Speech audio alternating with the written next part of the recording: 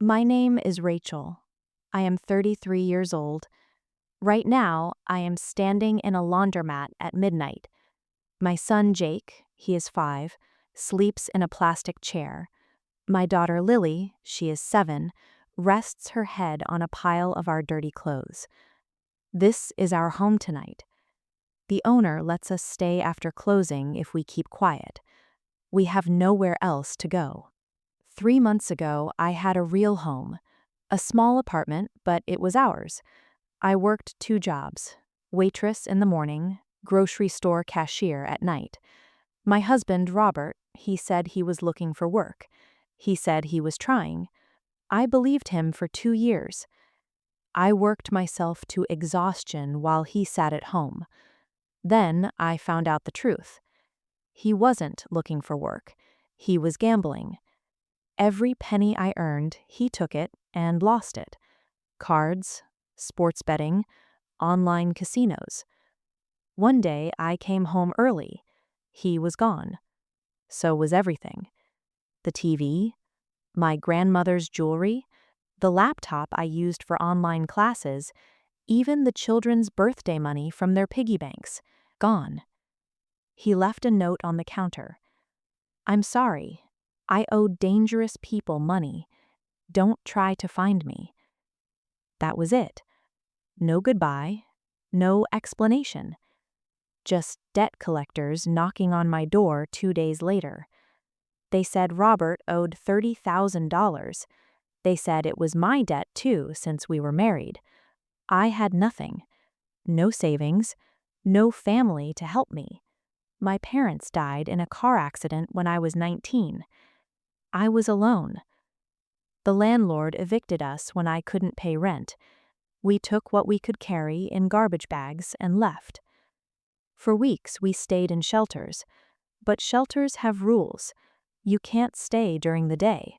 You have to leave at 6 a.m. and come back at 8 p.m. Where do you go for 14 hours with 2 small children and no money? Libraries. We spent entire days in libraries. The kids would read books. I would search for jobs on the public computers. I applied to hundreds of positions, but no one wants to hire someone with no permanent address, no phone number, no way to shower or look presentable. I started begging. I hate even saying that word, but I did it. I stood outside grocery stores with a cardboard sign. Single mother, 2 children. Anything helps. God bless. Most people walked past without looking. Some threw coins, a few dollars. One woman spit on me. She said I should get a job instead of being lazy. I wanted to scream at her. I wanted to tell her I'd worked since I was 16, that I'd never asked for help in my life until now. But I didn't.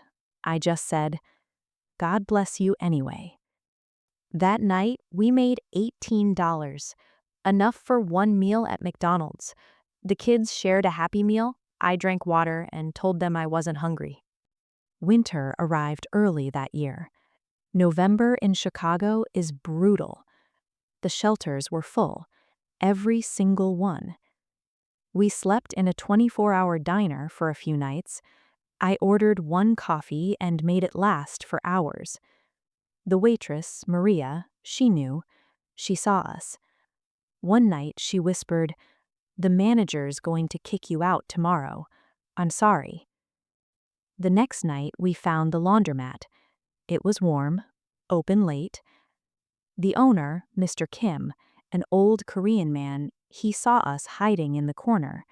I thought he would call the police. But he didn't.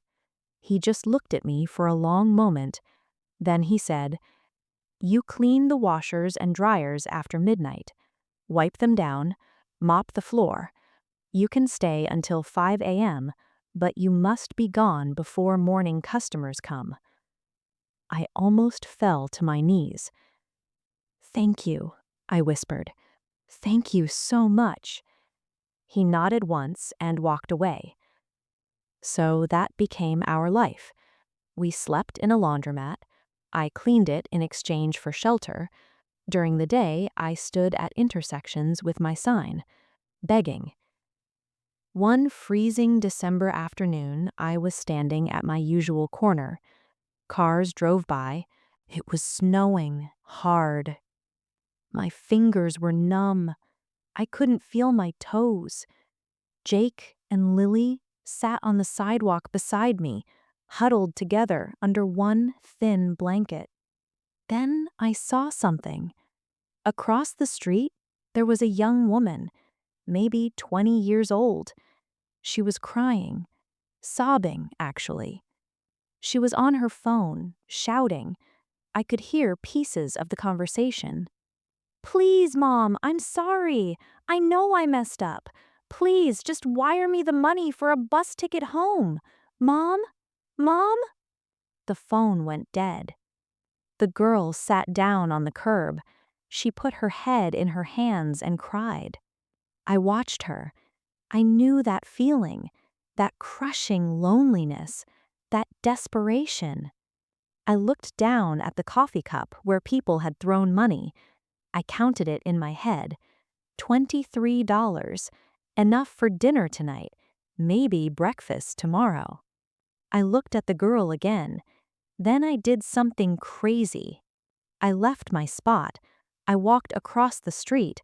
Jake and Lily followed me, confused. The girl looked up as I approached. Her mascara was running. Her eyes were red. "Are you okay?" I asked softly. She shook her head. "I'm stranded," she said, voice shaking.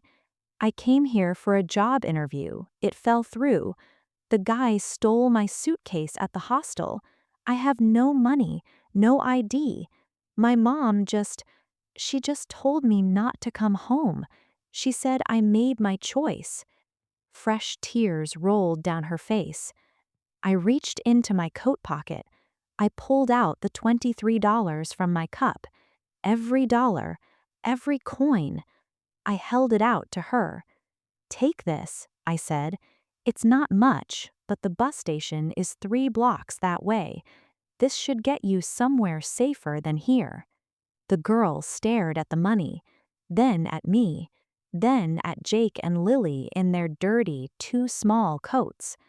"I can't take this," she whispered. "You need it more than me." I smiled. It hurt my cracked lips. "I've been where you are. Alone. Afraid. Someone helped me once.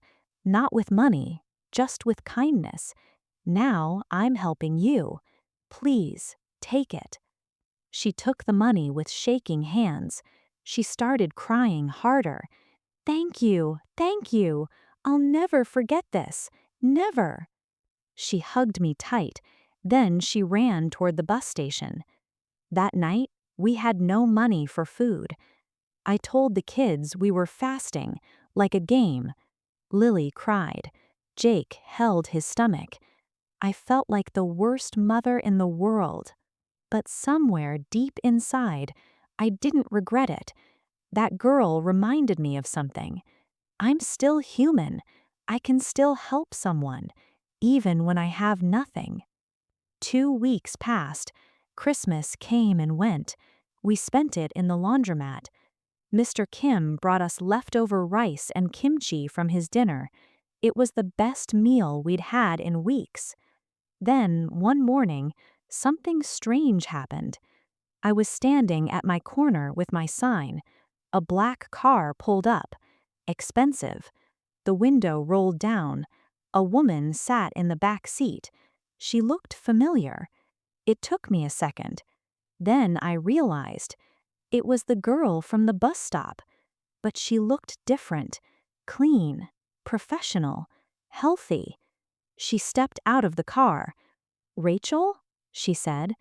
I blinked. "How do you know my name?" She smiled. "You told me that day. You said, 'I'm Rachel. Everything will be okay.'"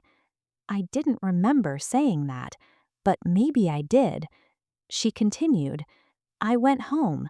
I used the money you gave me to get to my aunt's house 2 states away. She took me in, helped me get back on my feet. I started working for her company. I told her about you, about what you did. She wants to meet you. I felt dizzy. Meet me? Why? The girl smiled wider. Because my aunt is Patricia Morrison. She owns Morrison Hotels, 47 locations across the country, and she wants to offer you a job. I couldn't breathe. A job? The girl nodded. She opened the car door wider. Please, get in. Bring your children. Let's get you somewhere warm. We'll explain everything. I looked at Jake and Lily. They looked up at me with big, hopeful eyes. I climbed into the car. It was the warmest place I'd been in months. We drove to a hotel downtown, a beautiful hotel. The girl led us inside. We went up to a suite. A woman in her 50s stood there. Elegant, kind eyes. Patricia Morrison. She shook my hand. Rachel, my niece told me what you did. You gave her your last $23 when you had children to feed. Do you know how rare that is? I shook my head. I felt tears coming. Patricia continued, I built my business from nothing. I was homeless once too. I understand struggle, and I value kindness above everything. I want to offer you a position as a hospitality manager at one of my hotels. Starting salary is $55,000 a year, full benefits, and housing. A 2-bedroom apartment in the staff building, rent-free. I stared at her. This is real? She nodded. It's real, if you want it. I looked at my children. They were smiling, actually smiling. I hadn't seen them smile in so long. Yes, I whispered. Yes, please. Life didn't change overnight. I had to train, I had to learn, but slowly everything got better. We moved into the apartment. It was small but clean, warm, safe. The kids got their own beds. We had a kitchen, a bathroom, hot water. I cried the first time I took a real shower in months. I worked hard, harder than I'd ever worked. I wanted to prove I deserved this chance. Patricia became a mentor, a friend. She taught me the business. After a year, she promoted me. After 2 years, I was managing an entire hotel. I saved money. I enrolled in night classes. I studied hospitality management. I wanted to build a real career, a future. Jake and Lily thrived. They went to school, made friends. They forgot what it was like to be cold and hungry. 5 years later, I stood in my own small house, not an apartment, a house, with a backyard, a tree, a swing set. I thought about that freezing day I gave away $23. I thought about how crazy it seemed, how reckless. But that one act of kindness changed everything, not because I expected anything back, but because someone saw it, someone remembered, someone valued it. I learned something in those dark days. You are never too poor to be kind, never too broken to help someone else.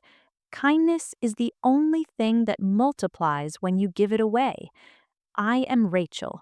I was abandoned, I was homeless, I was broken, but I survived. And I learned that the smallest act of love can create the biggest miracles. If this story touched your heart, please share it. Share it with someone who's struggling, someone who's forgotten that kindness matters. Because it does. It always does. If this story touched your heart, please like, comment, share, and subscribe to the Story Reading in English channel. Your support helps more stories reach people like you. With every story, our English gets better and our hearts get stronger.